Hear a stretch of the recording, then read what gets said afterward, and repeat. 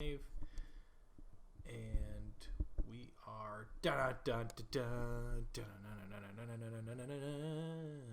that's my intro music for Oregon Trail. Hello everybody and anybody who's out there. This is Everybody's a Mimic. My name is Corey. I'm your dungeon master, and I'm joined today for our one-on-one session with Rachel. Hey, I play Rosemary. She does play Rosemary. If you are not familiar with our stream, we are in 5th edition actual play podcast that is currently playing through Icewind Dale, Rime of the Frostmaiden. If you'd like more information on our webcast and team and characters and what have you, you can find us at everybody'samimic.wordpress.com. We also post to YouTube our past sessions, and that is if you search Everybody's a Mimic on YouTube, because it's a really long and confusing URL. So, anyways, we are here today to talk about the inspirations that passed through Rachel's mind when she was creating Rosemary. And while we are doing that and discussing various D&D topics and getting off track quite often, we will be playing the Oregon Trail. This is just online. It's the very first Oregon Trail, and we are going to do it as hard as possible, I think. Hard mode. Yeah, so how do I... We're all gonna get dysentery and then die. Do I have to do 4 if I just press enter? I have to click on it. There we go. Yeah, you gotta click on it. I love how it says turn sound off, but it doesn't actually have sound. Okay. Yeah, you just gotta click on it. If you do full screen, it'll mess you up. Oh, it won't let me click on it now. Try just typing a number. No. Wait. Okay, that's there you fine. go. I have numlock on. Okay. That would do it. Drag my keyboard closer to myself. What is your choice? Okay. I don't want to learn about the trail. I don't want to see the top 10. I don't want to...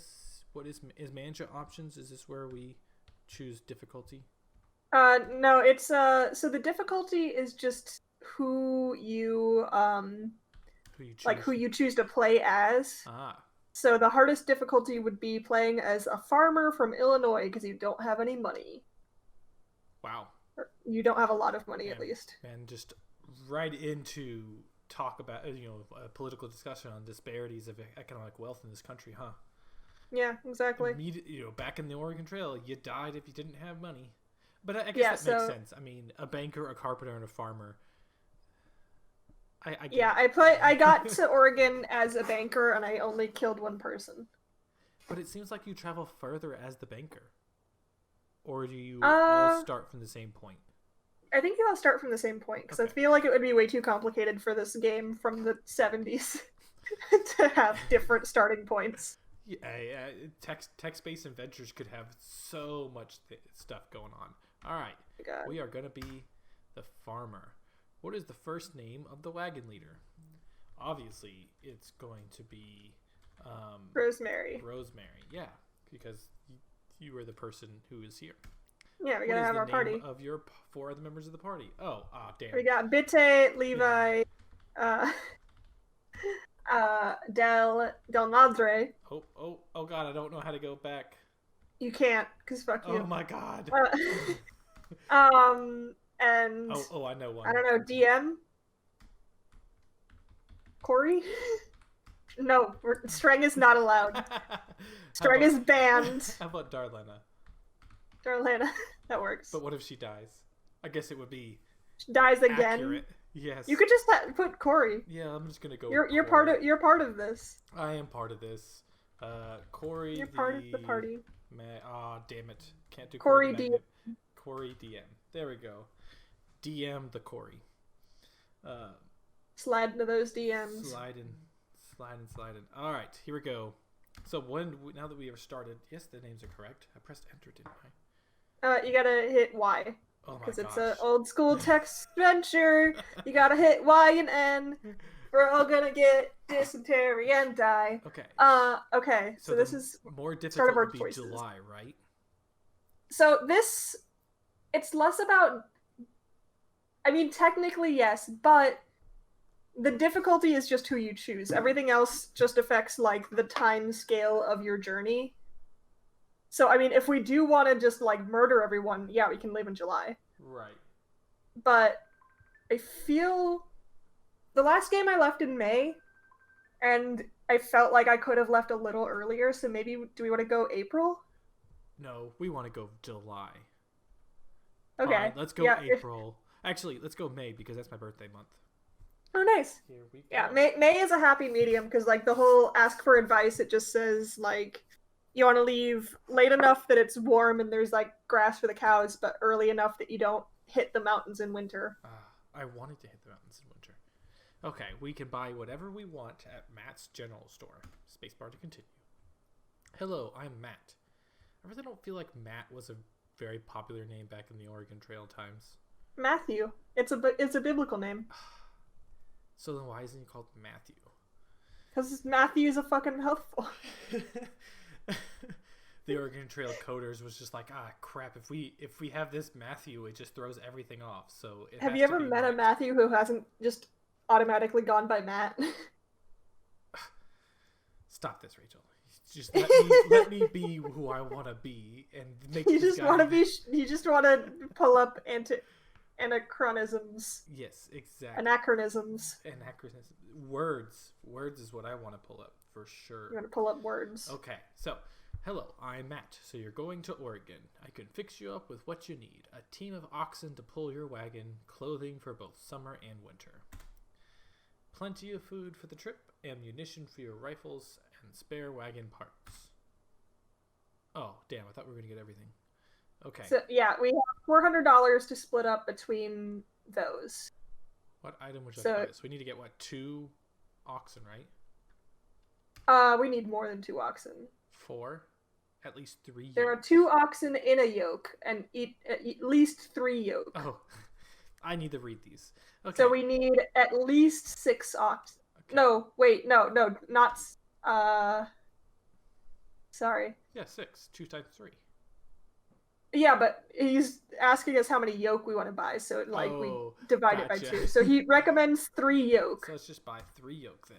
So that's 120. Okay.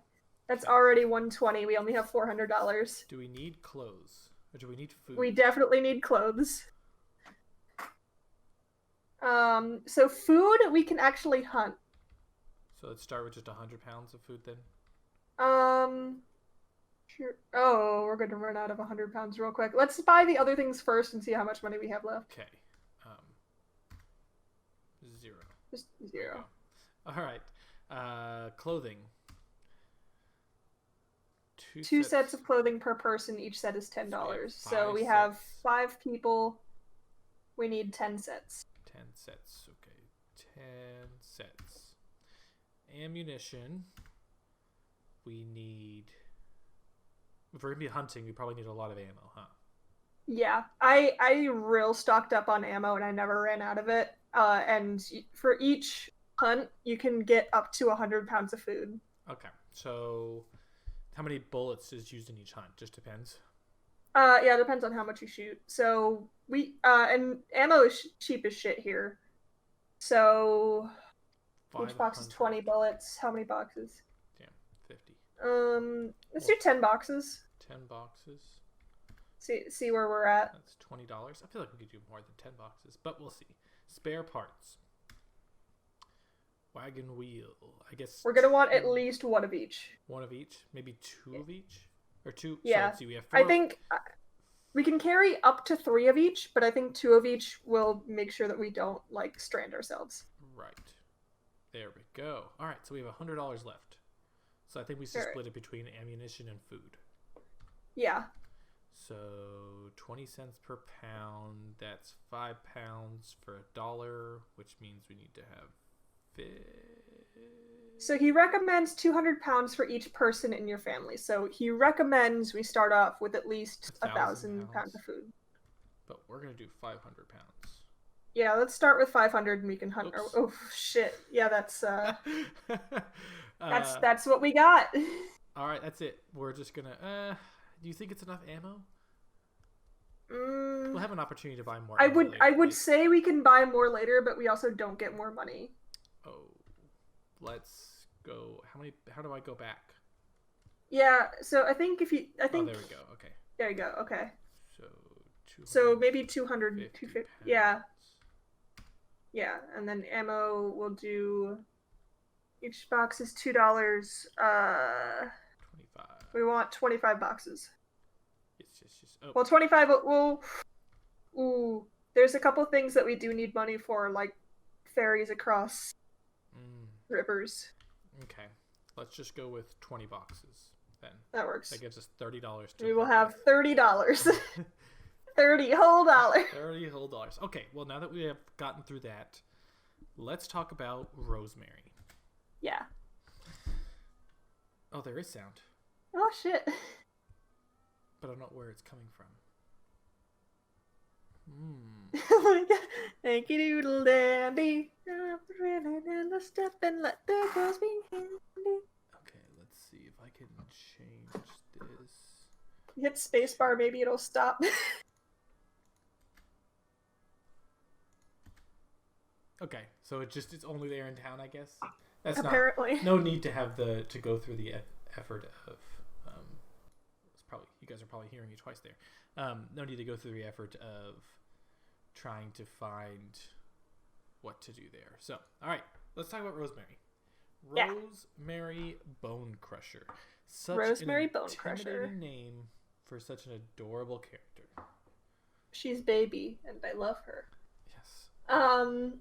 Yeah, so initially when I was thinking about what character I wanted to play, I like to try new things, and I haven't worked my way through all of the classes yet, so I was thinking about a druid. And the typical druid is very like Disney princess, like you sing a song and a bird comes and flies on your finger, and I'm like, what if I did that but also a half orc? So she's very like Fiona from Shrek almost. Yeah, I was about to say, I was like, so you did exactly what they did in Shrek, and yeah, and looked at Disney princesses and was like, but what if she was an ogre? Yeah, and then in order to kind of try to justify that, did some research and found the druid settlement that only exists in, I think, a Baldur's Gate game. The Icewind Dale game. Yeah. I think, what do they call it? It's kind of like it's like I forget what those old names are. It's like the old Baldur's Gate, but set in Icewind Dale.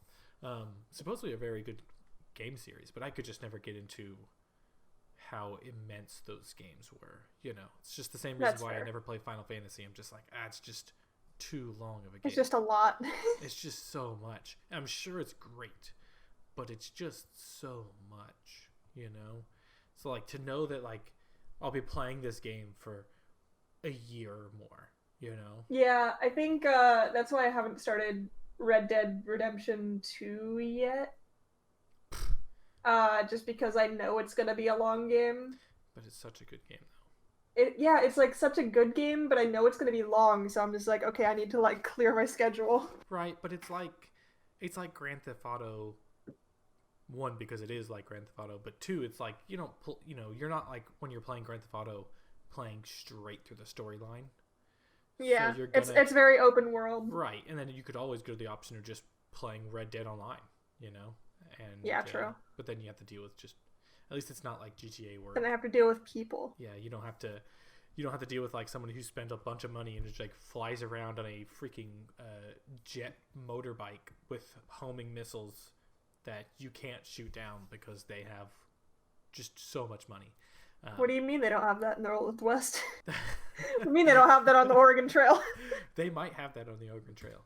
We don't know. Yeah. So Kuldahar. Tell the viewers more about that, since I am obviously so well versed in the existence of this town. Yeah. So Kuldahar is a druidic settlement in the spine of the world, not actually on any official maps. I know I looked. But it exists in the Icewind Dale game, and it's essentially a settlement of druids who worship the Oak Father, and it's actually the home of their holy site, like the Great Tree. So I thought that would be a really interesting starting place, and also since there are, I believe it's mentioned in the source books that there's like nomadic orc tribes in the spine of the world already. Yes. I'm like, okay, so what if one of these tribes like stumbles upon Kuldahar like during some sort of natural disaster or something, and like just kind of decides to help out, because I don't think all orcs are bad people. Right. It's true. Um, you, yeah, it's interesting because it's from what history that's presented in Icewind in the book, the Rime of the Frostmaiden. I want to say it's Caer Dineval. The castle there was raided and destroyed by orcs. Yeah. So maybe And definitely like raiding orc parties like are definitely a thing, but not all nomadic orc tribes, I imagine. Exactly. Just were like, raiders. Not all humans are good, Exactly. Lots of all evil. Humans are bandits. Most humans are bandits actually. Turns out it's like the good people of the humans. It's like, yeah, we're the great race, but like only a minority of us are not total dicks, and the rest of us just want to murder everybody. And assigned bandit at birth. Yeah. Assigned bastard at birth. Pretty much, it's just like the cup is overfilleth with bandits. There just be so many bandits. Like, this is a world where magic exists, and people are still like, I'm gonna be on a road and stab people. Right. There's probably more bandits than there are. There's probably more human bandits than there are kobolds or goblins. Let that sink in there. Yeah, I know. We're the disease. We are. I mean, you mean you are, not me. You should say you. Yes. So yes. we kind of homebrewed a little bit when we not created so much, but talked about Kuldahar, and because we decided that because of the influence of the great, Sylvanas' great oak, that Kuldahar is actually kind of warm, not like super warm, but it's more of like the everlasting winter doesn't affect you guys, so you're just living a normal life. So during the summer, that's the beginning. That's the how to speak.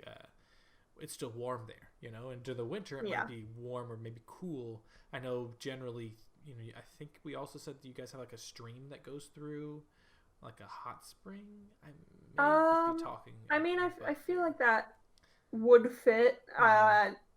What I'm remembering is it's like fertile. It's fertile land where like the druids live, and there's like a lot of wildlife and that sort of thing, because that fits with Sylvanas' aesthetic, honestly. It does. It really does. And kind of in our homebrew and in the like background, like backstory creation, just like kind of part of a tribe of orcs decided to settle down and have been kind of like intermingling with the druid settlement, and so one of the results of this is Rosemary, whose mother is a druid, and father is an orc. And she grew up kind of with both cultures. But yeah. So just for you guys who are watching now or in the future, where you might place Kuldahar, it's very rough because truly it was never placed on any official canon map. And whether or not you take Icewind Dale in the games to be canon is kind of a hand-in-hand kind of thing. They mostly follow, just like any other story, it's our adventurers are living in the world. Yeah, it's not canon from group to group, but it might be canon for us, if we choose to have a TPK and we kind of pick up with another party, what our previous party did is would be considered canon in our own world. But back to what I was trying to say is that it's southeast of East Haven. So there's a couple locations, and I want to say, and I don't have my map up with me, but I want to say we picked that small little isolated mountain range. And where I remember that's going, I'm pretty sure it's a stream that goes like towards the Redwaters. That is pretty much where Kuldahar is at the start of that stream, in that little cubby kind of not covering. Yeah, I remember seeing like a little like grove of trees kind of in the foothills of the northern part of the spine of the world, and I was like, yeah, I think Koldahar's there. Right. Okay, so Um, yes, so it would just be directly south of East Haven then. And that yeah, makes it's more like just sense. south of East Haven. Like I see the stream that you're talking about, but it's Right, uh, southwest of that. yeah. Yeah. Yeah, yeah, yeah. Unless it's hidden. Anyways, it's in that general area. And so, well, yeah, I mean, it's pretty cool. I mean, we do have a couple of characters who are from you and Bite are from Spine of the World, so you guys have more of a knowledge and experience when it comes to this everlasting winter. And then our other characters, Dell and Levi, from away. They're wandering into this. They're kind of just, what is happening? I'm here to save the world. Where you guys are like, I'm here to save my home. You know. Yeah. Yeah, exactly. Rosemary is here because in her mind she owes a debt to the Oak Father, and also because, I mean, it does directly affect her home. But she grew up very loyal to the Oak Father and to the Druidic teachings. So it is her goal to restore balance in any way that she can assist with. Right. Now, for those, kind of delving into the D&D backstory here, Sylvanas is actually not so much directly related in kind of like, well, Sylvanas and Oral are directly related. Some consider her to be his daughter, whereas others consider just kind of like a pantheon of gods, where one god is just kind of subservient to the other because they draw their power kind of from there. Oral's, Sylvanas being the god of nature, and Oral being the Frostmaiden, the Queen of Ice, maybe the Princess of Ice. That and cold and winter, that's part of nature itself, and so they are connected. So it's an interesting dynamic that you, being a druid of Sylvanas, just trying to solve something where you could consider one of his underlings is causing, Yeah, honestly. where it's like this is his step to stopping it. He won't take a direct step. He's just going to send somebody after it, Yeah. He's gonna send someone to knock some sense into her. Exactly. You better be the one who does the last punch. Just like, and this is from father. Punch, and everyone's like, what? What are you talking about? Like, your dad says chill the fuck up. Chill. Your dad says you're grounded. Okay. Switching to the Oregon Trail here. We are on the Oregon Trail now. You found some fruit. Wild fruit. Should we eat it? Oh, I guess we ate it. Oh, it automatically adds it to your food store. Okay. We are at the river crossing. What would you like to look around? Yes, of course. Oh, here's some sounds. Oh, okay, so apparently the music comes in whenever there's like a... Yeah, it's only during a picture. Yeah. I mean, I guess technically the whole thing is considered a picture, but it's a painted picture. Yeah. So yeah, okay. What would I highly suggest like talking to people. Yeah. Because it doesn't use any time. Don't try to ford any river deeper than the wagon bed. About 2.5 feet, you'll swamp your wagon and lose your supplies. You can caulk the bed and float it, or be smart and hire me to take your wagon on my ferry. Of course, the ferry operator would say that. Yeah. He's got a monopoly on the crossing. So, can we trade? You He mean wants, immigrant who wants one he will wagon? trade 61 bullets for 1 wagon axle. So we do have 2 wagon axles. Well, 61 so it is bullets. That's $6 of bullets for a $10 axle. True. Let's hold on to our axle just in case, because I don't think we're gonna have money to buy another one later. Right. That would be not the best. Okay. All right. So do we do 1 to continue on the trail? Yeah. Okay. 1 is continuing, and then it says, okay, so we're not gonna want to just like ford it, right? Yeah. Because it's too deep. It's 620 feet deep. No, it's not 600. God, can you imagine?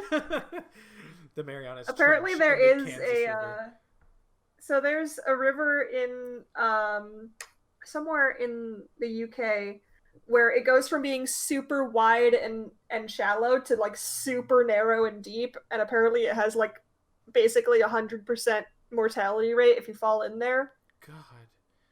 Could you imagine like just falling in a river that you just see these boats floating across and you're like, I can see the ground, I can see the ground. Oh, it's kind of dark. Let me just jump in and just disappear. Oh God. Disappear forever. Ugh. Oh my gosh. Terrifying. It's like that movie Descent. Is it Descent? The cavern divers. I honestly there's a lot of like cavern diving horror movies. Right. Well, As Above, So Below, The Descent. The Descent? Yeah, that's what I said. Yeah. I realized. No, I was agreeing with you. As Above, So Below is such a good movie and scary and surreal. First of all, I'm very scared of jump scares and horror movies. But my curiosity is like, I want to know everything that happens in this movie. So I read the synopses on IMDb. I do that with every single movie I ever watch, and I try to hold off. But like sometimes I'll walk into something my wife and my mother-in-law will be watching, and I'm just like, oh, this looks like an interesting movie. Even if we start like 5 minutes in, I'm just like, let me just go read the plot of this movie, and then I'll watch it. It's See, I usually just do that with movies that I don't want to watch, like horror movies in particular. Yes. Or like if I hear a movie is particularly bad, I'll just like look up the synopsis. Mm-hmm. Which my favorite is really bad movies that have the words like somehow XYZ. Which I think includes the most recent Star Wars movie of like somehow Palpatine returned. Yeah, I mean, we don't know how. Yeah, that's Apparently his great big returning speech ended up being a Fortnite exclusive because capitalism is eating itself, and I love it. Oh my God. I mean, I hate it, but I love that particular bit. I did not know that. I mean, I'm not going to say I'm a huge Star Wars fan, but I've watched them all, and while the new ones are visually stunning to a point, it's just great to see how graphics and stuff like that has progressed through. The last one just wasn't. I mean, it wasn't good. It wasn't good. No, it wasn't good. And like story stuff aside, I just didn't find it entertaining. Like I've never been this, particularly in Star Wars, this person who's like reads the lore and follows things along as best as you can and knows about the things that kind of happen in the books in general. Although I've seen a lot of like I watched the whole Clone Wars series, and that was good. Oh, the Clone Wars series I've heard is so fabulous, good. Amazing. Just because it felt engaging. Yeah, because they actually respect their characters and have like coherent character growth and plot arcs, and don't bump multi-billion-dollar movies between directors who are having a dick measuring contest with them. Yes. And who each one hates whatever the previous one did, so they retcon all that. All the character development is gone. I know, right? They're trying to tell their own story, and then they can't, because the next story, some other director comes and does the same thing to them. Yes, 100%. It is exactly what happened to this. It just felt like, it reminds me a lot of the political, the presidency in America. 4 years of this guy, and then let's just spend 4 years on doing what he did and not do anything new, and then let's spend 4 years on doing what he did and not do anything new. Yes, sometimes it's needed. Talking about this current one, but oh yeah, absolutely, we need to do some shit. Yeah, no, it's terrible. Okay. Hard mode. Let's cock the wagon. Yes. I was gonna wonder, do we cock the oxen as well? Do we kind of like shove him full of air, blow into both his mouth and his butt, and then seal it, and push him across? How long do you think oxen can hold their breath? Do you think? Sorry, when you said, "Do we cock the oxen?" My brain short-circuited. It's the dirty mind you have there, Rachel. I just wasn't expecting it. You've been listening to too much Little Nas X, haven't you? I have. Go stream Montero.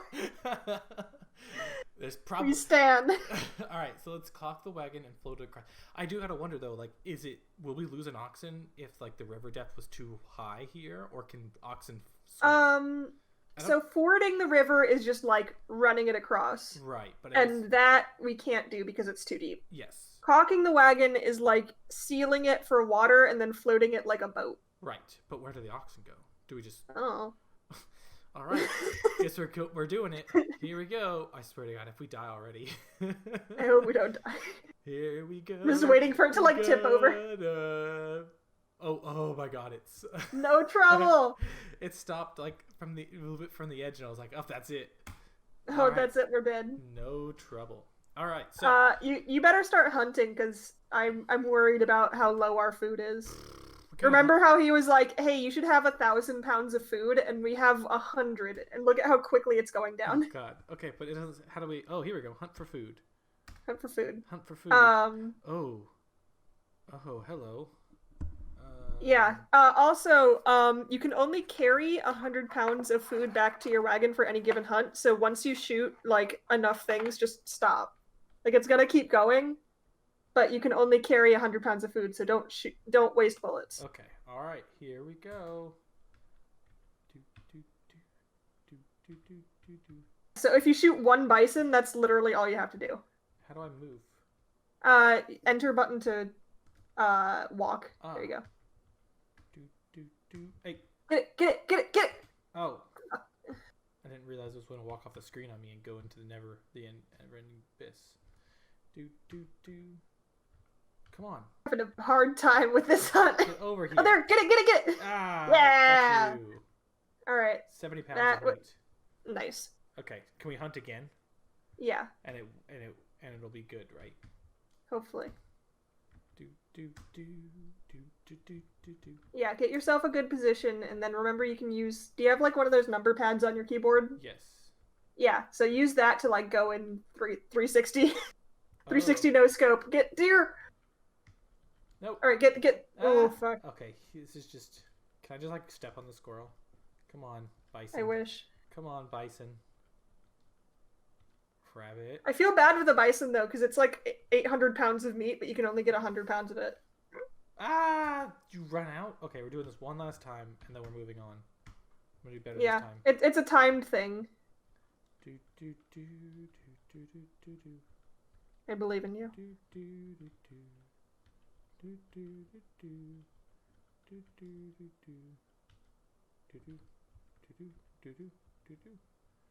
Okay, got this. What is wrong with these? it just ran into the tree and left.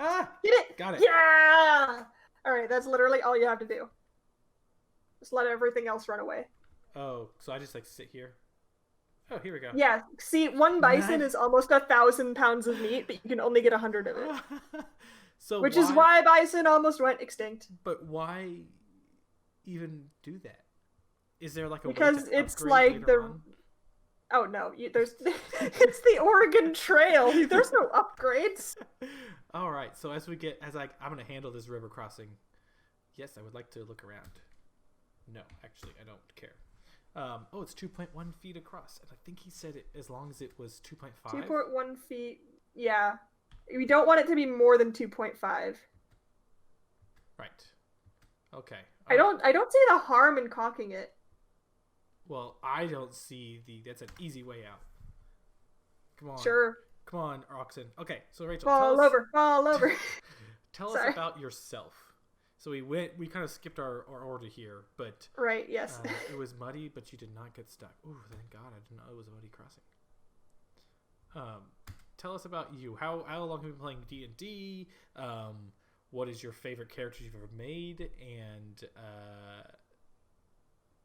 I guess a fun moment that you've had as a player.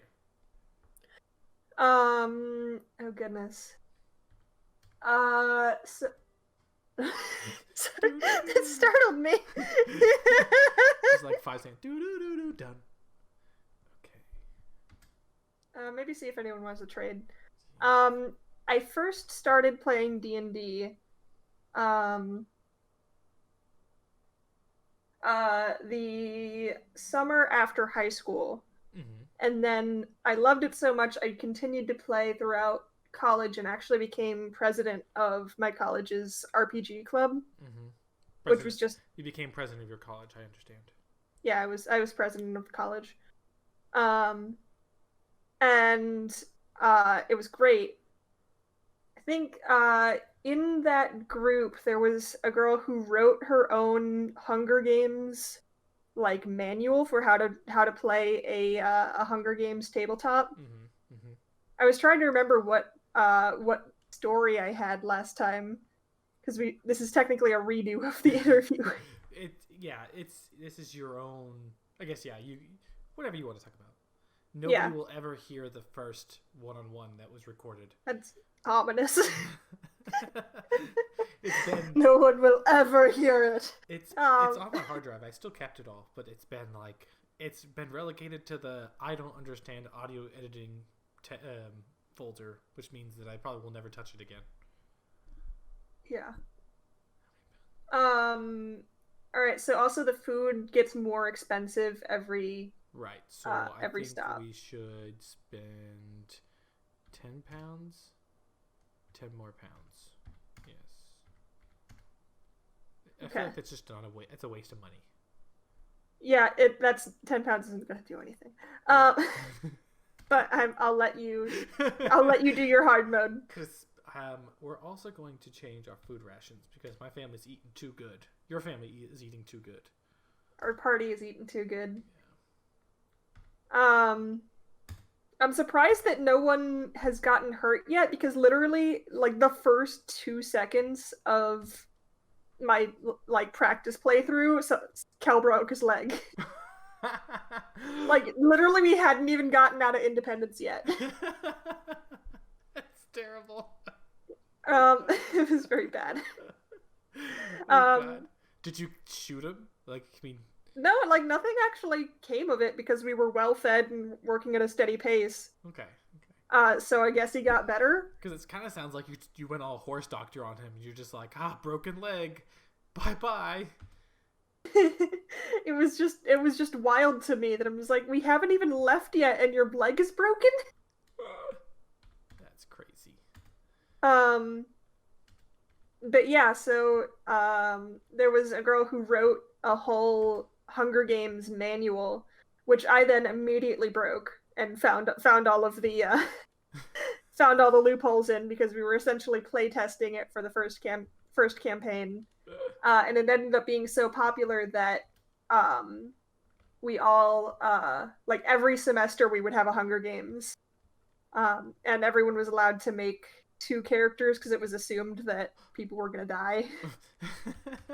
I mean, because that's like the whole thing, right? If you're not doing Hunger Games right unless everyone dies. Yeah, there was a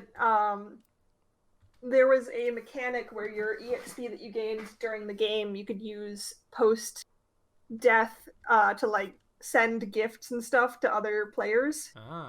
So you could become a sponsor. Right. It was a really well thought out thing. You're really shit up. I know. They're just like they like come on for a second. They're like, oop, there he is.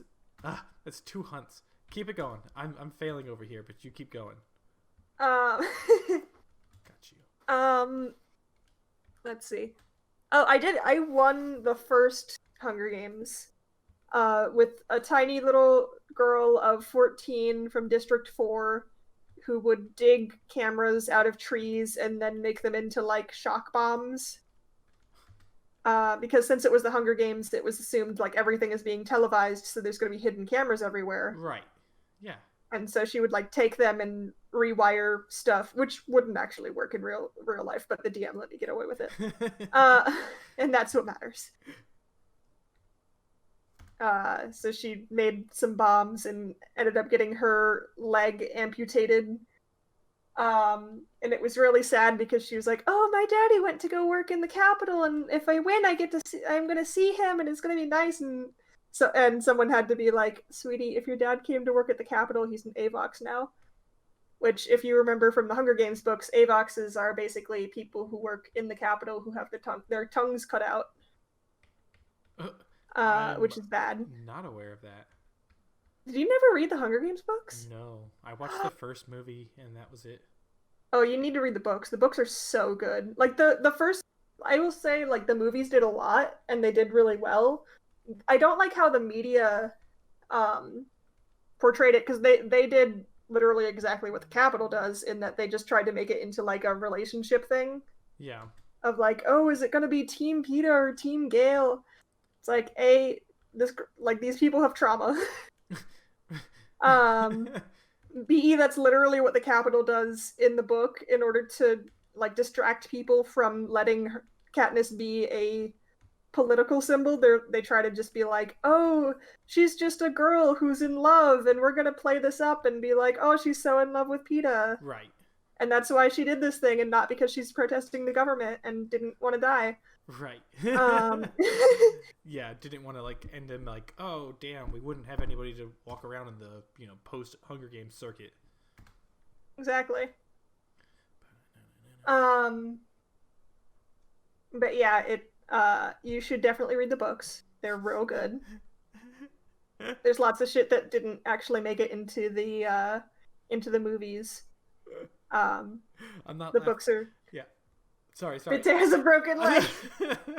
I'm not laughing, but the same character that she did in her practice one broke his leg again.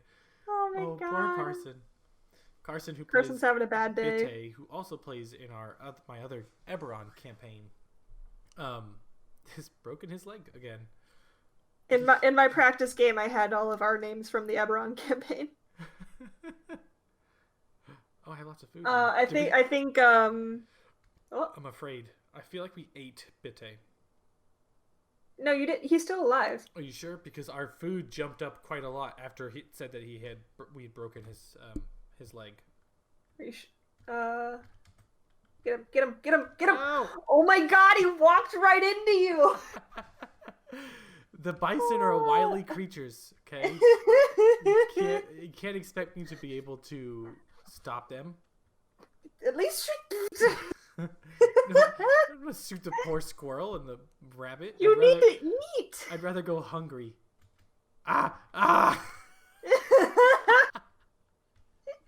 This is terrible. Oh my god. Damn it. Okay. All right. So come on. But yeah, I've been playing D&D for a long time. God, trying to pick a favorite character is like trying to pick a favorite child. Well, that's pretty easy once you become a parent. You'll find you have one child. Exactly, and it's my favorite. All right, when you have 36 children, get back to me. 36? God. Well, if we're comparing D&D characters, one for every campaign I've ever been in. Goodness, you played well more D&D than I've ever played. Yeah, there were a lot of like what am I trying to say? Semester-long games in college. And yeah, it was fun. 8 campaigns right there. Hmm? That's 8 campaigns right there, right? Maybe more, depending on how you go to college. Oh yeah, and I was definitely in multiples per semester because I had no self-control. I mean, yeah. I can tell you right now, if I had just not discovered, if I had played D&D when I was in college, would have been all I did. Oh yeah. Like every night of the week, schoolwork, D&D. Become a math major. Is that why you're a math major? Listen. Did you go to college for a different degree and then switch into math? So originally I was gonna do the dual degree engineering, but then also like make my second degree creative writing. Mm-hmm. But I just kept taking physics classes because I really liked this one professor, mm-hmm. and her classes were always super interesting and super cool. Yeah. And then also because the first college that I went to was like a tiny women's liberal arts college, and they didn't have a computer science program yet, so all of their computer science classes fell under the physics label. Huh. That's interesting. So I took as many classes as they had, which wasn't a lot. It was mostly just Python. Um, but I mean, we didn't have a CS program, so it helped me get the basics. Mm-hmm. And then I went to Georgia Tech to finish up my mechanical engineering degree, which I don't use Ah, because Georgia Tech murdered me, and I'm dead now.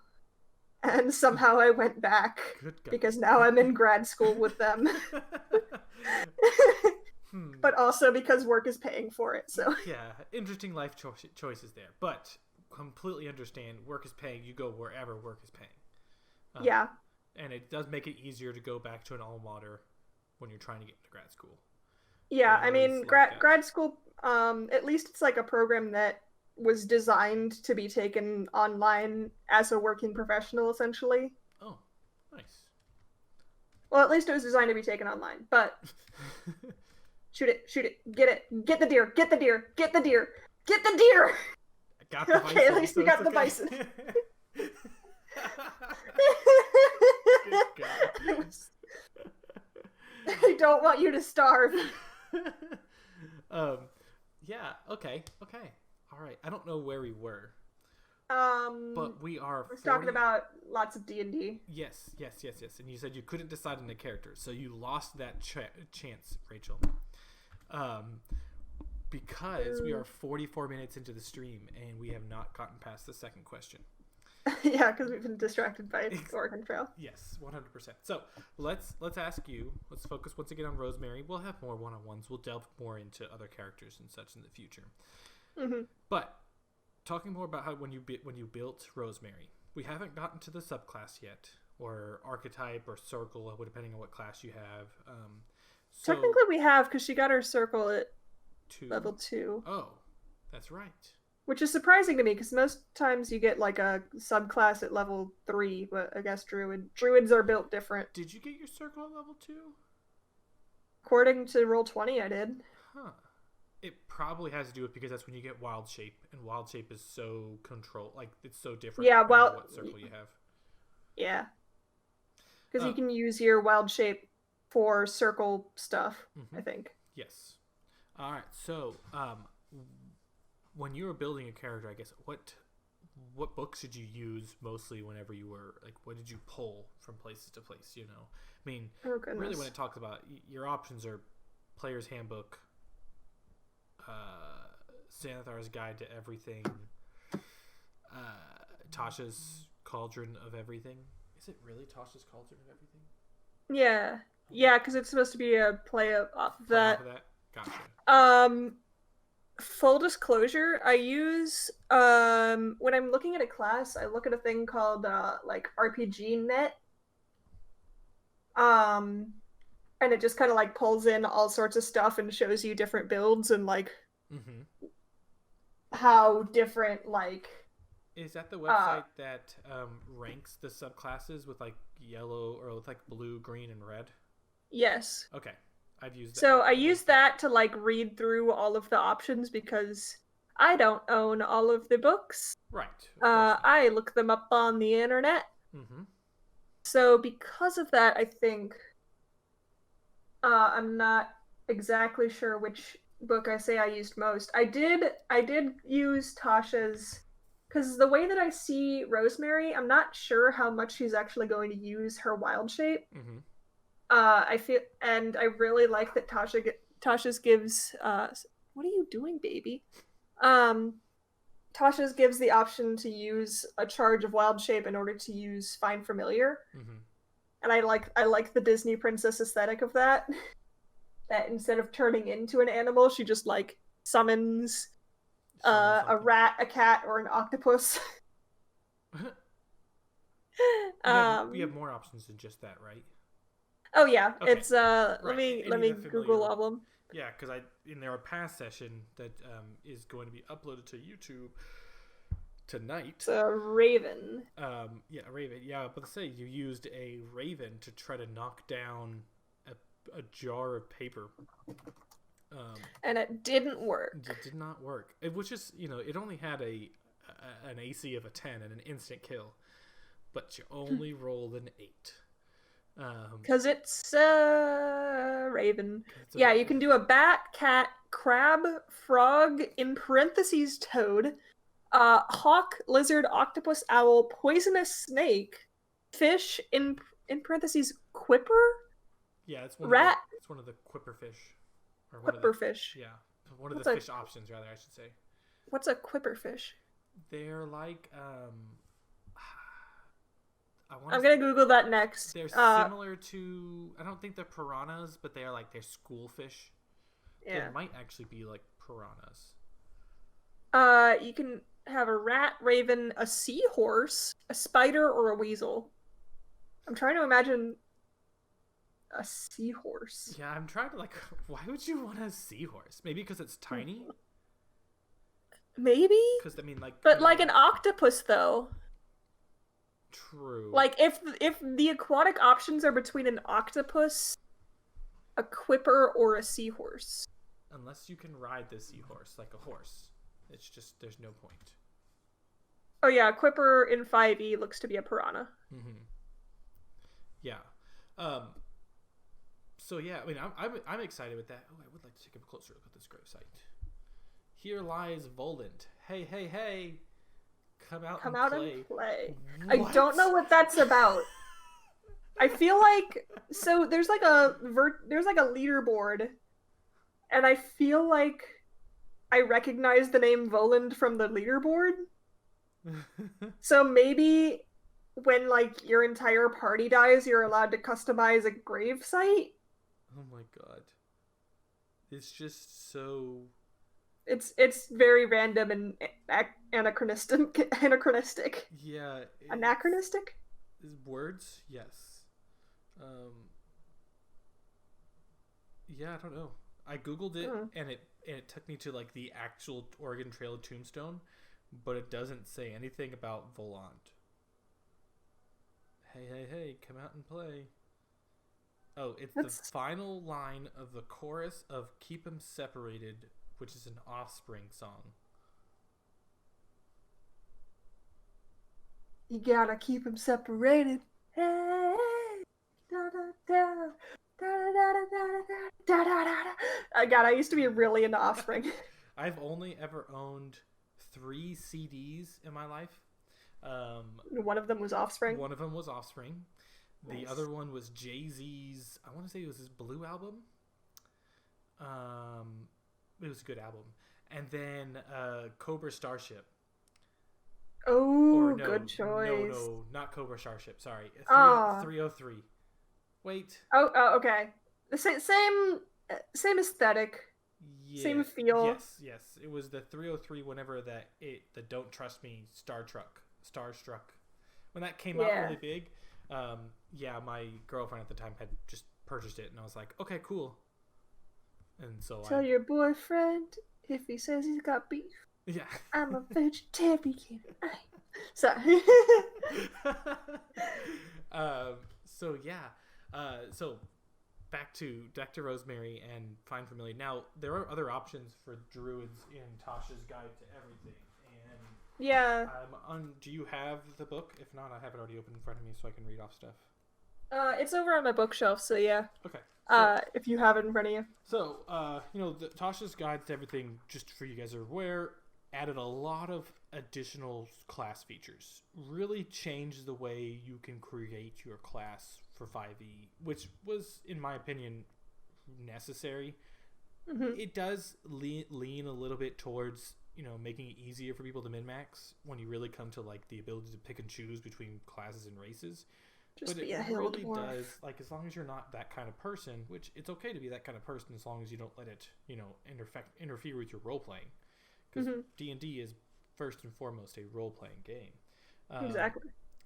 But, like, additional druid spells to get all these additional ones. Hey, look, you use protection from good and evil. Yeah. And you can have Summon Beast.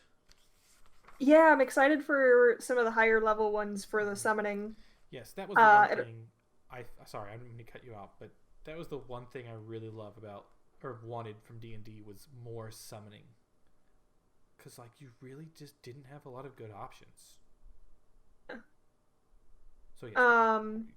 Yeah, it's gonna be fun to mess with the new summoning spells from Tasha's. Also, due to Rosemary's like whole backstory and like growing up in a druid settlement, I actually did use the Tasha's feature of being able to move around some of your ability scores. Mm-hmm. So I took one, I think, out of strength and put it into wisdom. Which makes sense when you really think about how Rosemary lived her life. And if you're interested in knowing more about that, it is on our website in the character backstories. And yeah. So you didn't choose either. What circle are you planning on going with? Circle of the Shepherd. So I didn't use any of the new circles. Right.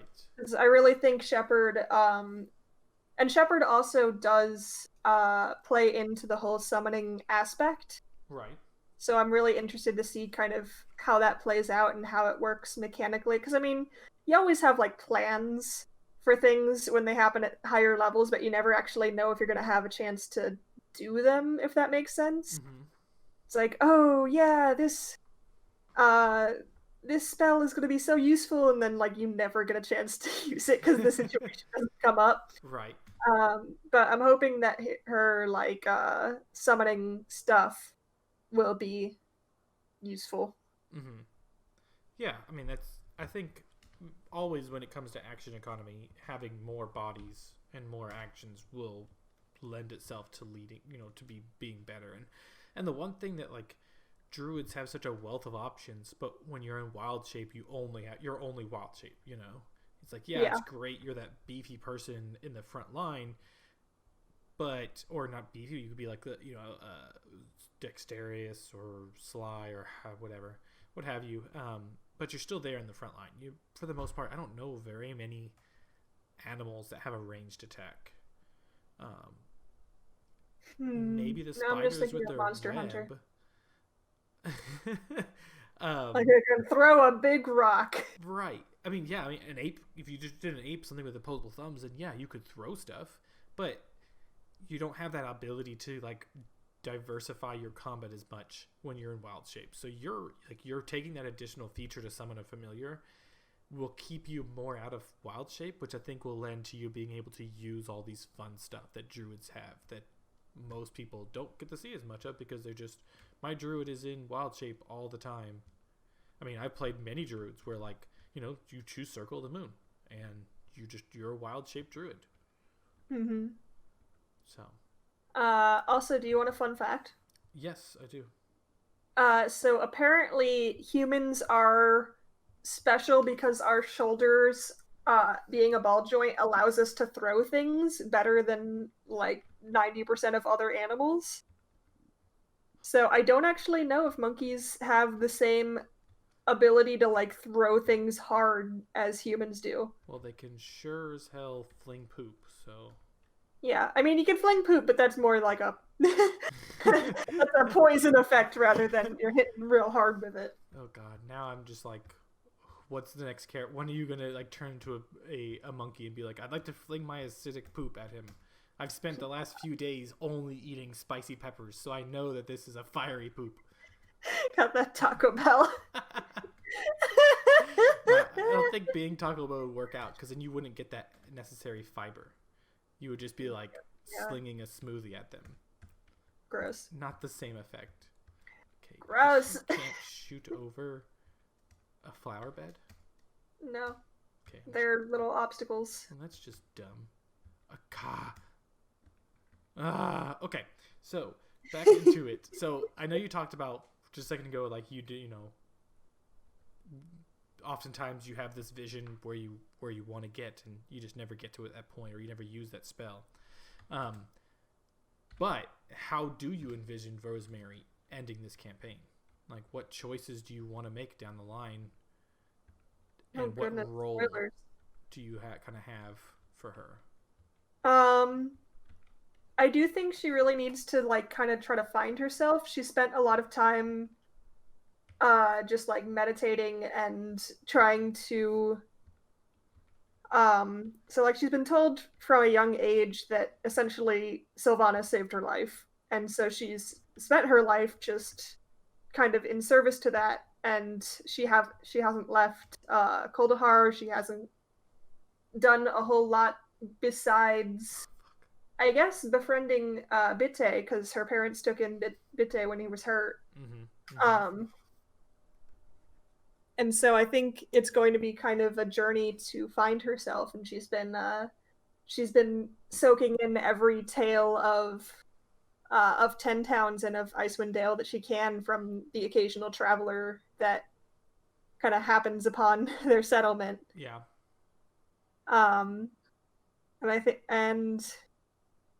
think it really depends on how things go, but I hope that she is able to kind of come into her own and find her sense of identity. Oh, that's deep. That's deep. Everyone else has been like, yeah, I want to be this like backline fighter and make sure I have all these stabs, and you're just like, no, I want to grow my heart, open my heart to the world. Listen, that's what it's all about. I mean, if you just want to stab things, you just go play Dark Souls. This is about about character development. Right. Okay. So I like that. But I do want to also get into like late game when you are choosing your spells. You are like preparing what you're gonna have against Oral in this final fight. What kind? I mean, are you more of like? Are you looking to be more of support? Are you looking to be more of like how Druid is more jack of all trades, whereas you have a little bit of everything? Yeah, I really love the flexibility that Druids have in order to be kind of that jack of all trades. Like, they definitely have a lot of support spells and a lot of support capabilities. Right.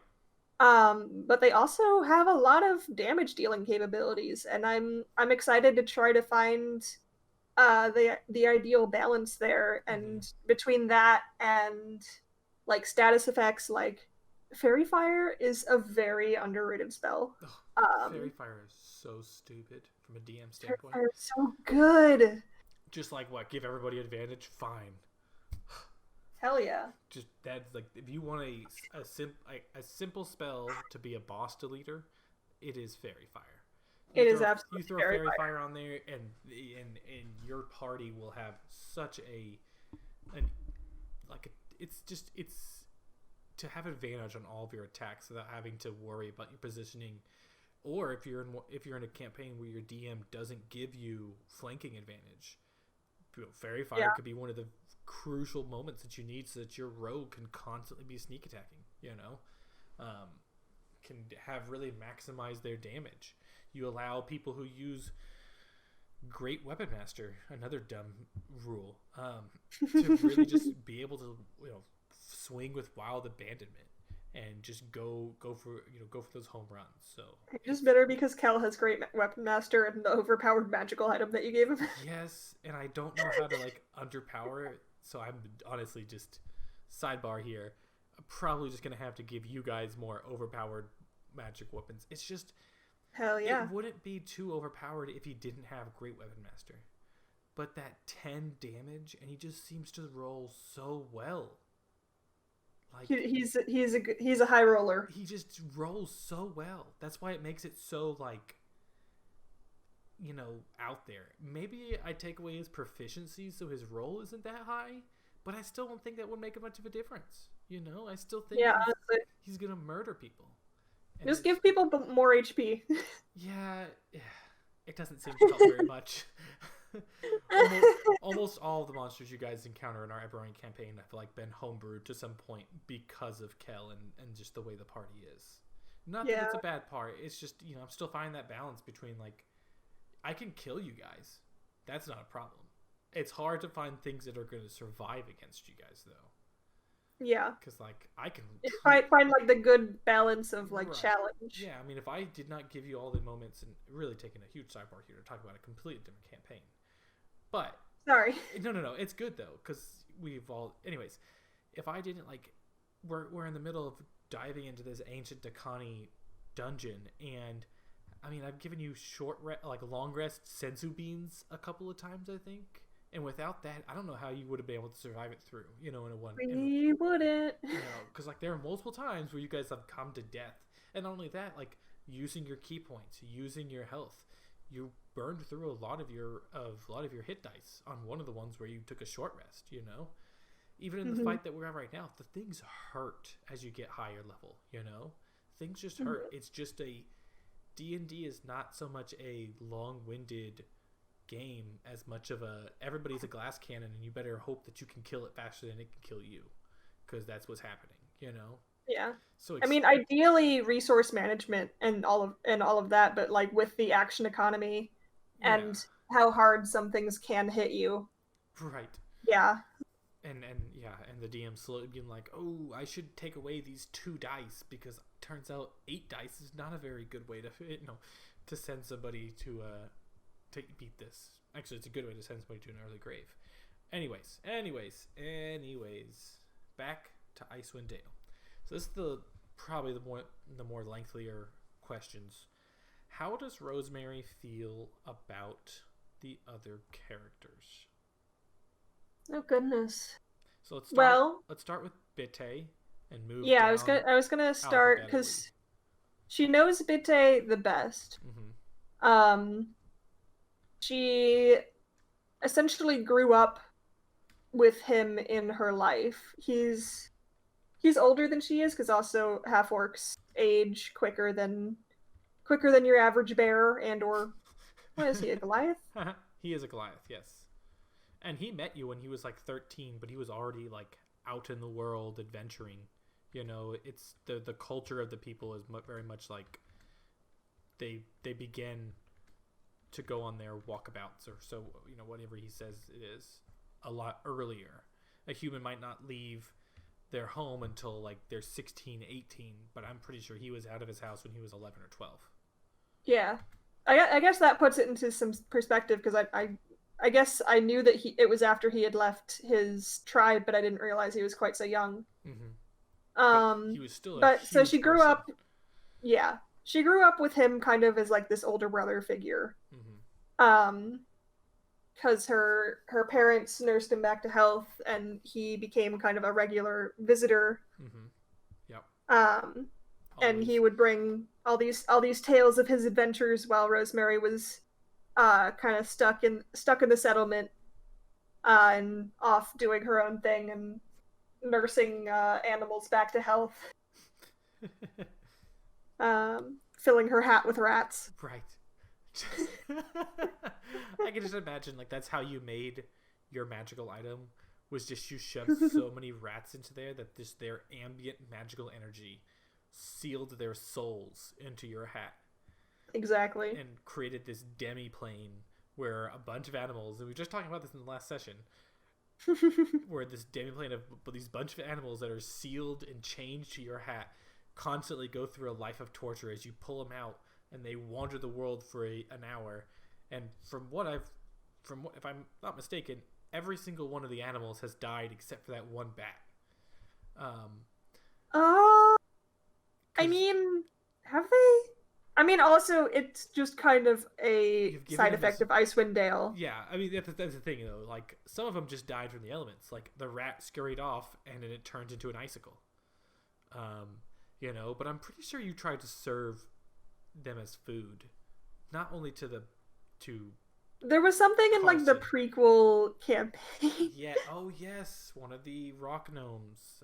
One of the rock gnomes wanted to eat it. Yeah, bit its head off. Which, like, that's on the rock gnome, honestly. Right, that's not on you. It's not on me. I didn't do it. No. He was just asking for food, and you gave it to him.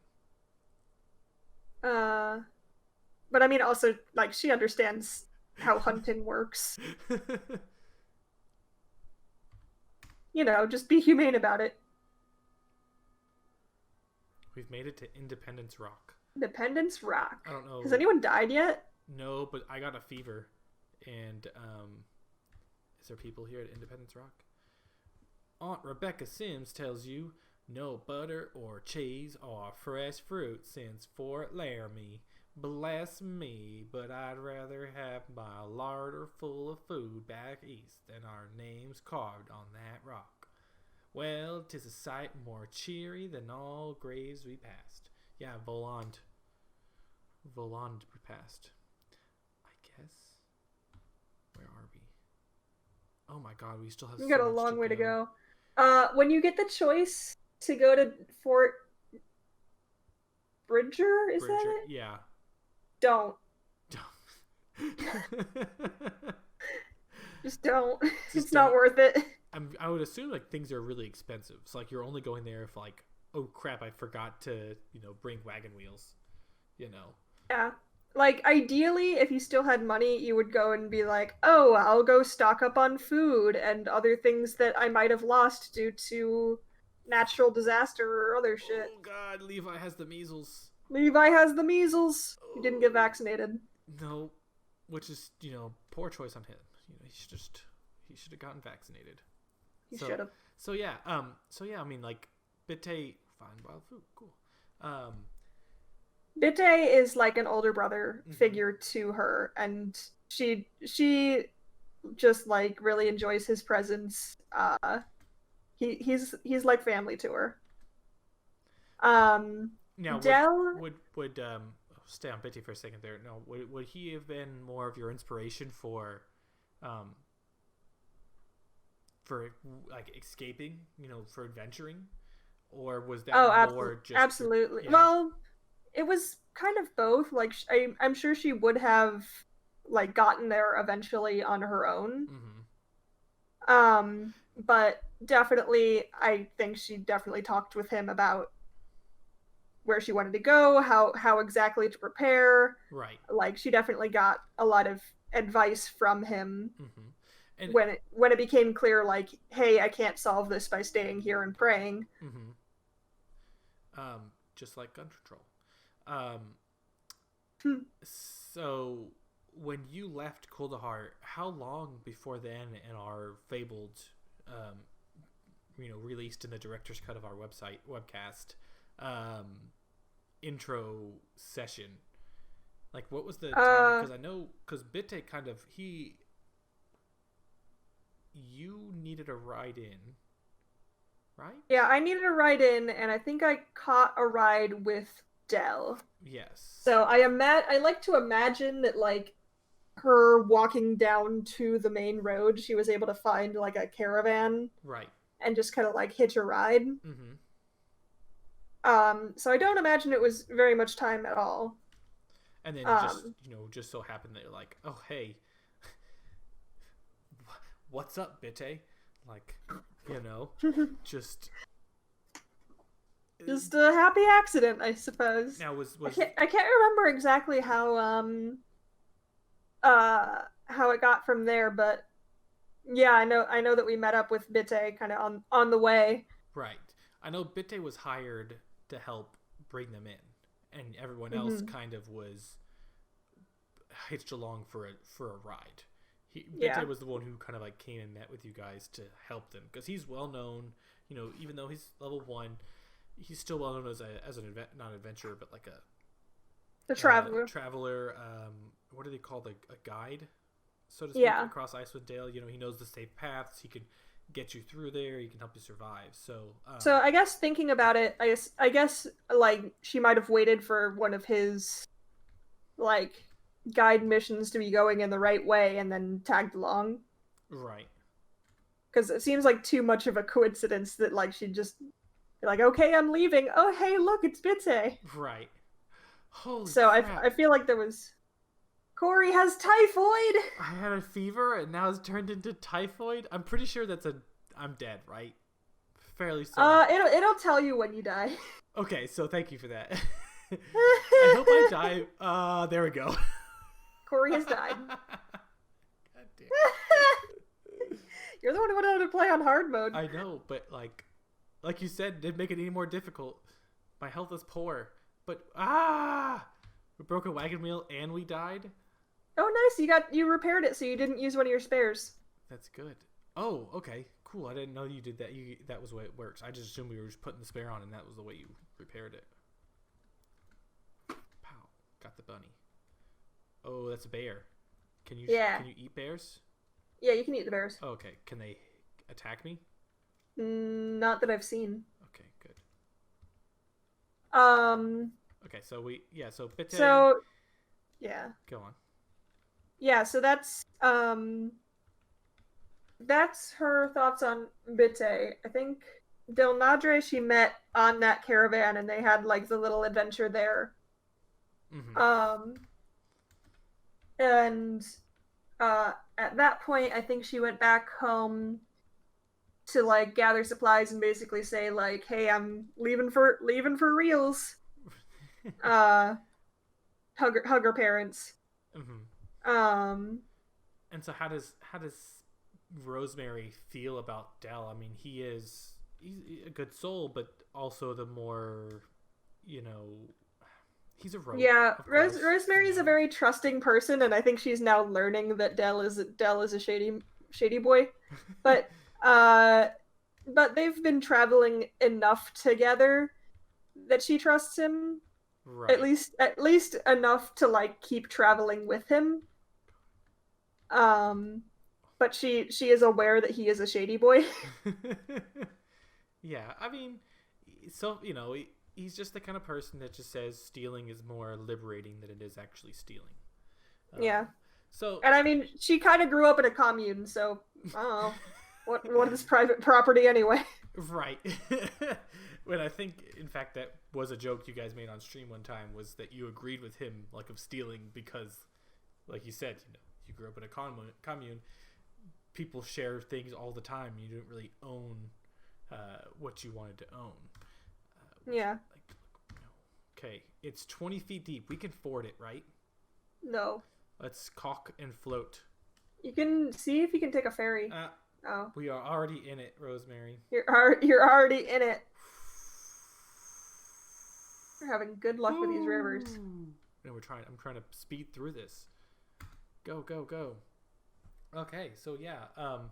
How did Rosemary feel about Dell becoming town speaker? I mean, she's excited that that God, what's his face? Dell.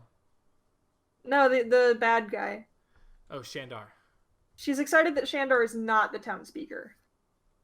That's true. And that is exciting. She is.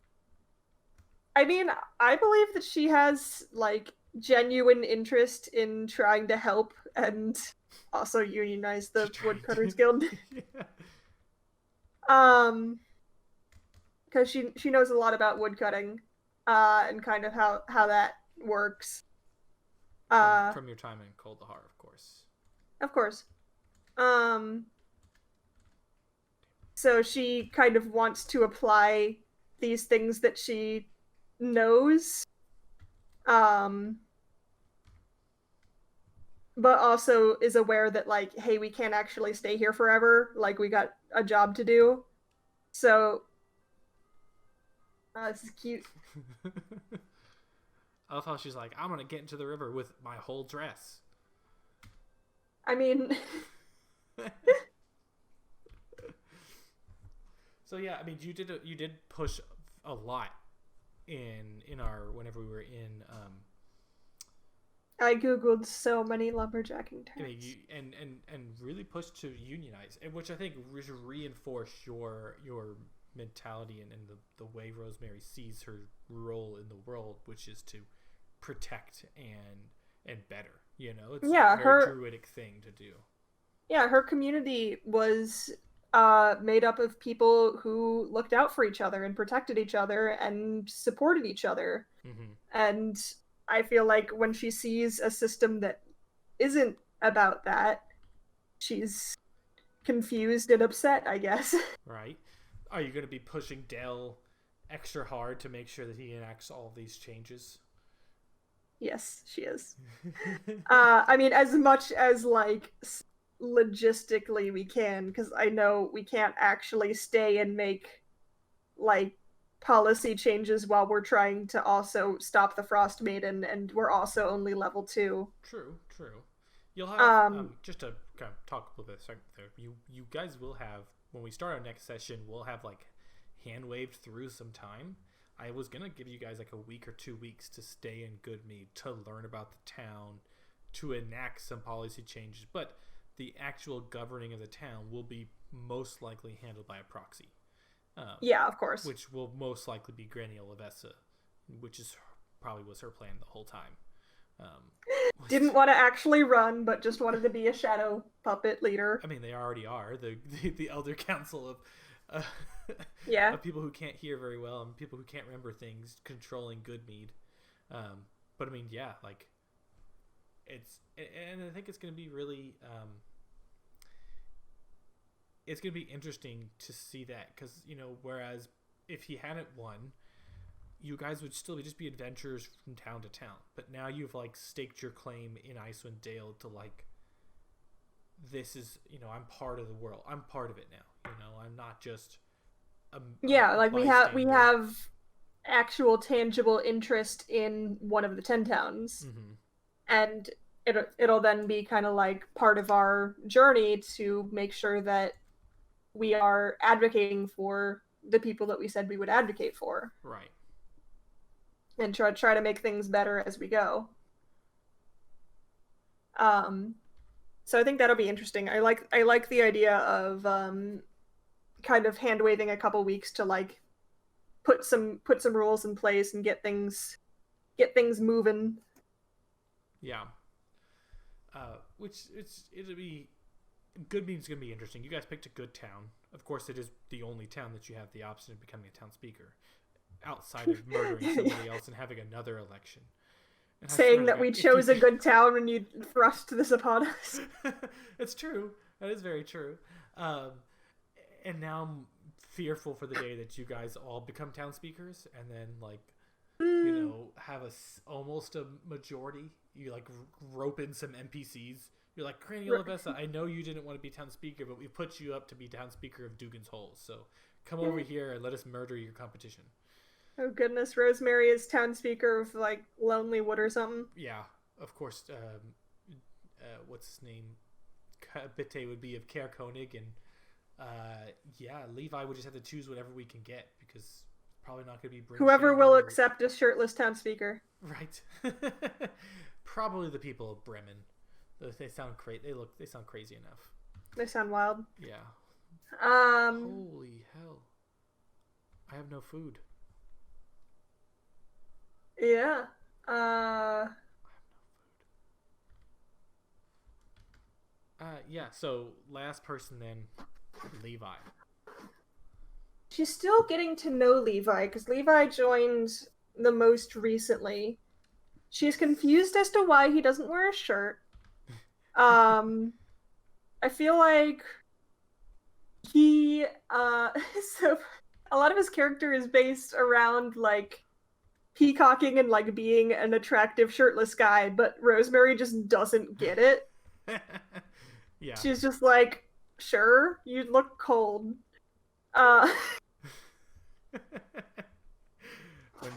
Granny Olivesta was being a thirsty granny, and you're just Granny was being thirsty, and Rosemary's just like, I don't know what's going on, but okay. But it did seem like you did respond kind of to what's her name, Faye, the daughter of the apiarist.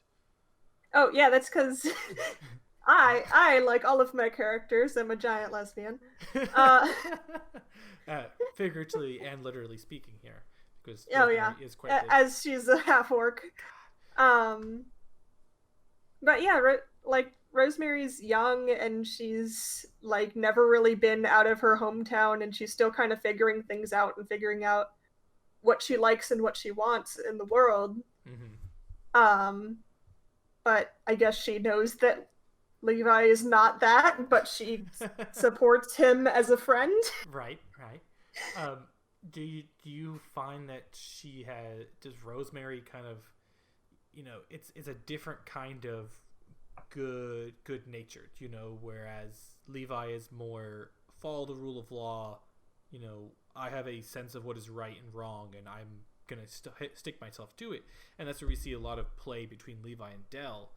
Mm-hmm. Levi constantly calling Dell out on some things, whereas you kind of, I don't want to say I feel like in a gray area, but you're more of a I feel like her idea of lawful is a different idea of lawful than Levi's is, because since she grew up in a commune, she doesn't have the same like idea of law and order as someone who grew up in a city. Right. And so her idea of laws is more on like I almost want to say on like a religious scale.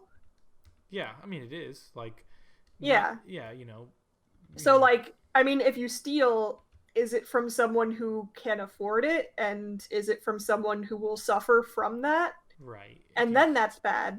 Mhm. But if it's from someone who is also a murderer, she doesn't really like in her mind murder is worse than stealing.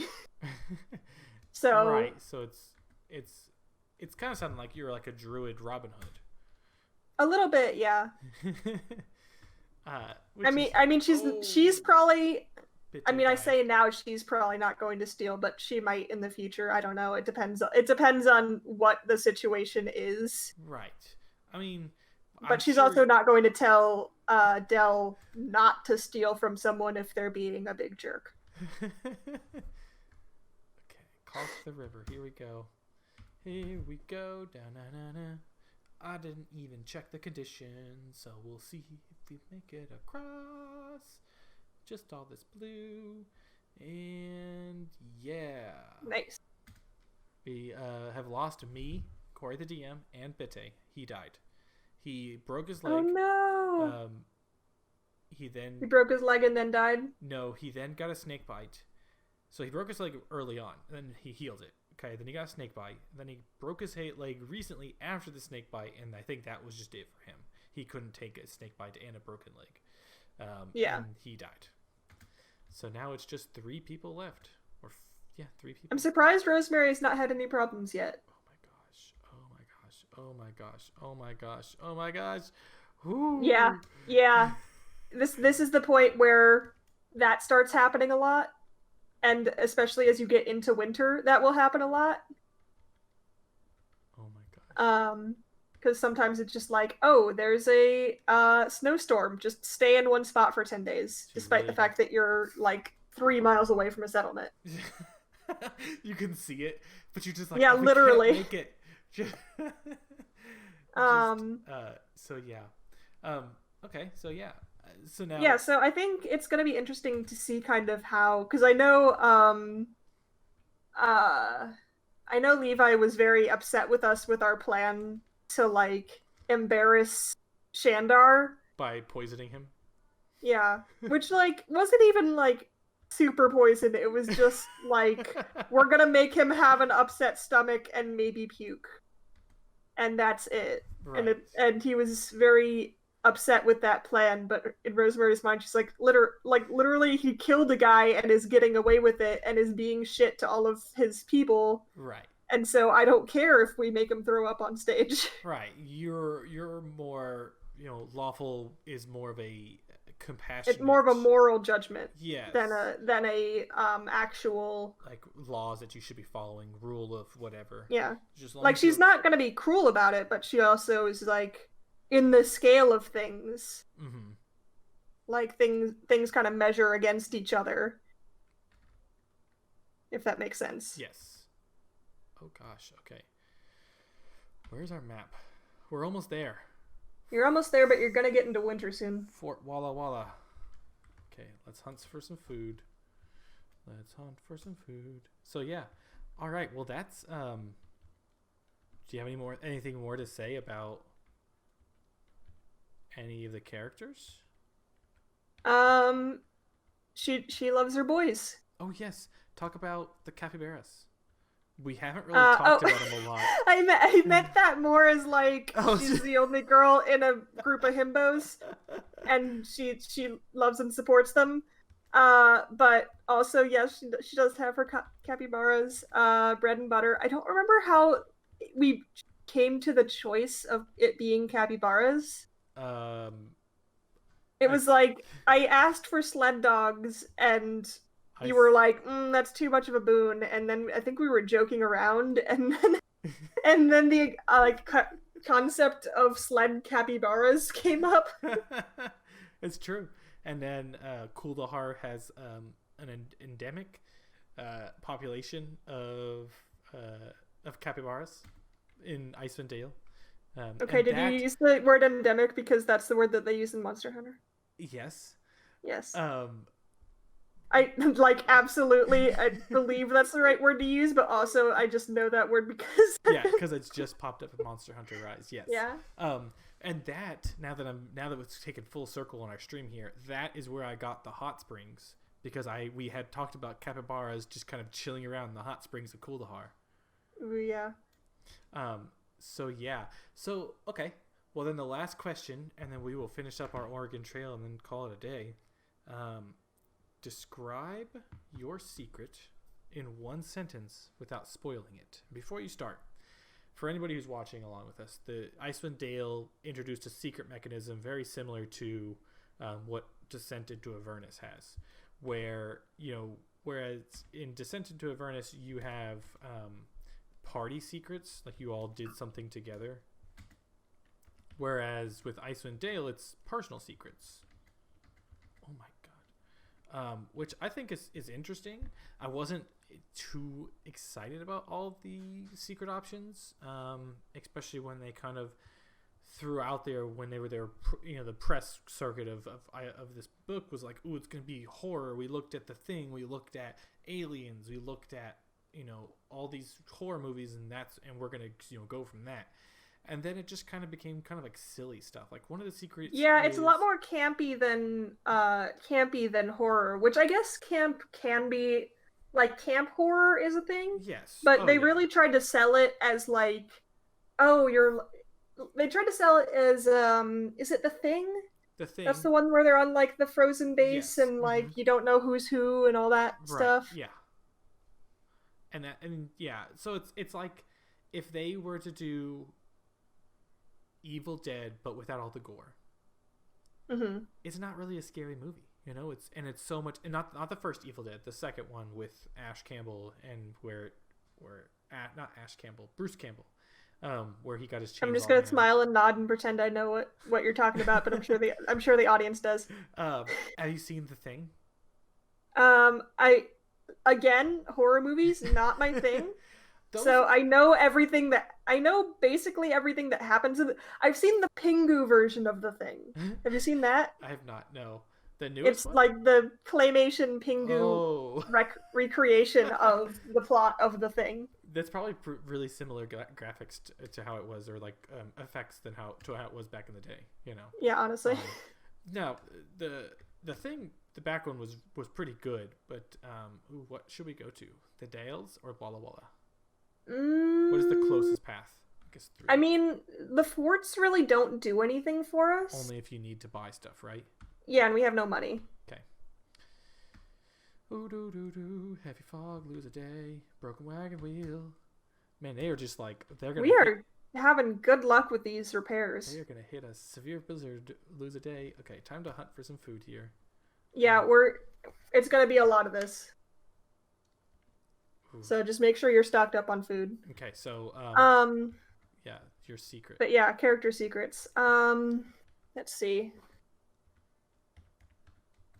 She knows a lot about 10 towns, but most of her information is out of date. It's a good one. It's a good one.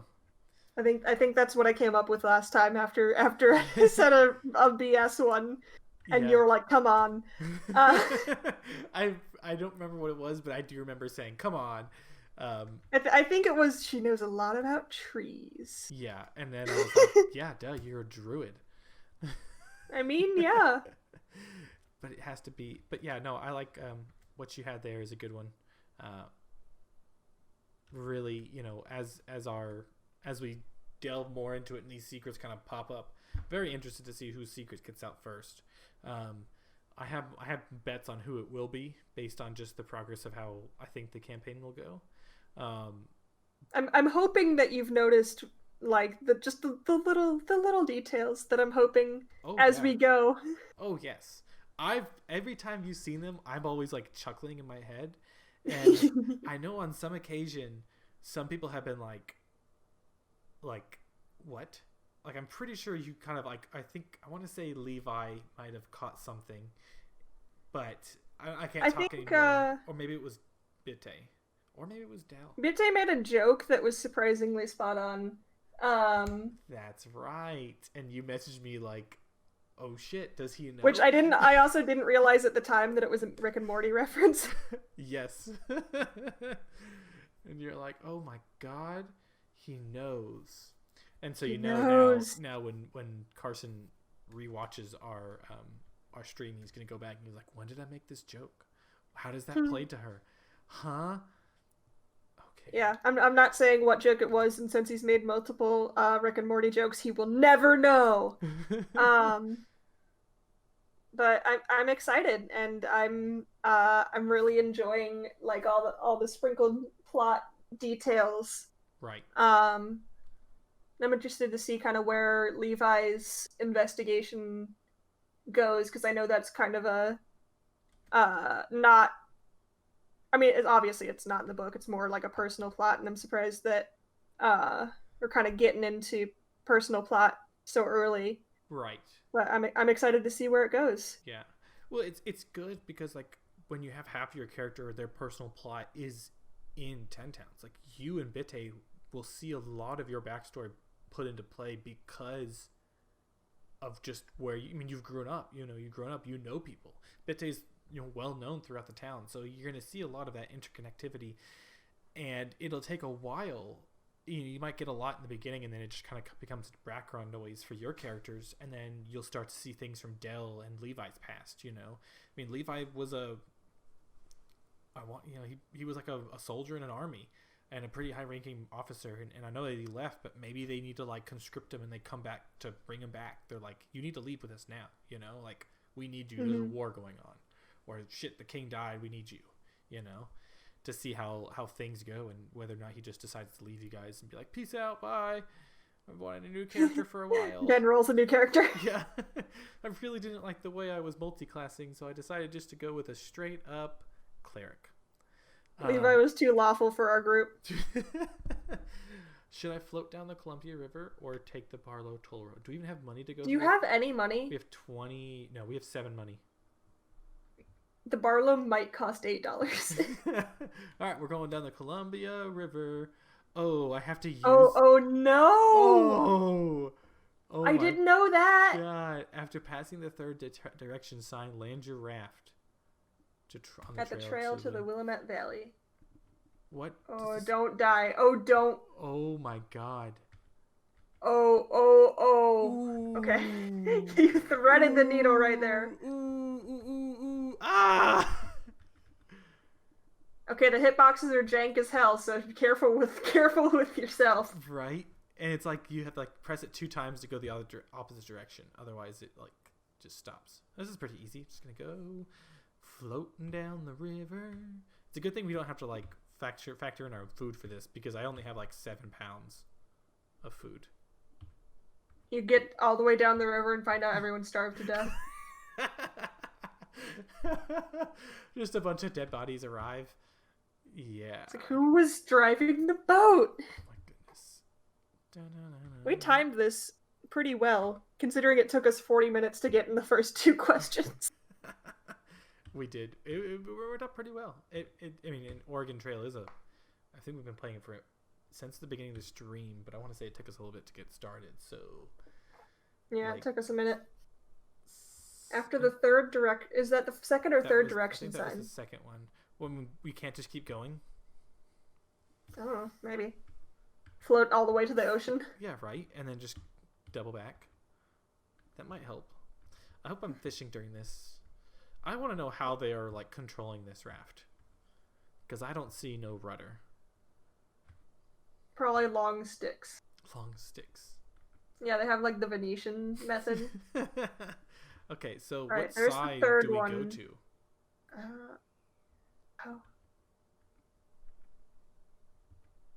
I don't know. Should I stop? Oh, there it goes. There it is. We're in the Willamette Valley. Oh, that's You've made it to Oregon. That was all you had to do? Yeah. Oh, cool. We only lost... So you had $9 of cash, so you could have taken the toll road. But we wouldn't have gotten... 3 people arrived in good health. We had One wagon, 6 oxen. never Are, had. you get there without a wagon? Yeah, I know. How can you do that? We never went through any. Oh, look at you! Oh, 4th place. Congratulations. Type your name. Rosemary Bonecrusher. Bonecrusher. Let's just call Rosemary Bonecrusher. Bonecrush. Bonecrush. Bonecrush. Bonecrush. Oh, you know what? I can take. We need that R. Rosemary Bonecrusher. There we go. Yeah. Bam. Hell yeah. Would Look like to make at any you. changes? No. Woo woo. That's a perfect time to end our stream then. So yeah, well, thanks everybody for watching. The few of you that did, and for those of you in the future, we are Everybody's a Mimic, a 5th edition actual play webcast playing Icewind Dale, Rime of the Frostmaiden. We typically stream every other Saturday morning at 9:30. However, we often do take breaks, but like to fill in with off-session time streams. Just like this one-on-one that we've had. This is our last one-on-one, so going into the future, we'll have to figure something else to do, and just to kind of keep you guys, involved and keep our videos going. So yeah, I'm Corey, your host and Dungeon Master, and I was joined today by Rachel, your Rosemary, your local druid. Yeah. The moral compass of our party, for sure. Levi might call himself that, but he's more of the rule compass. Yeah. Rosemary is the moral He's compass. the law compass. Yeah, the law compass, and you are the order compass. Law and order. Ta-da. We make our own spin-off. And just every session starts with those cheesy jokes. Just no, that's CSI. Damn it. Anyways, thank you guys for watching. This will be posted online, but I don't need to tell you that, because if you're listening to it, then it's obviously online. You can find more information about our stream at everybody'samimic.wordpress.com, and if you are listening to us in the future, you obviously found us on our YouTube page. Until next time, thank you guys for watching, and we'll see you around. See you around.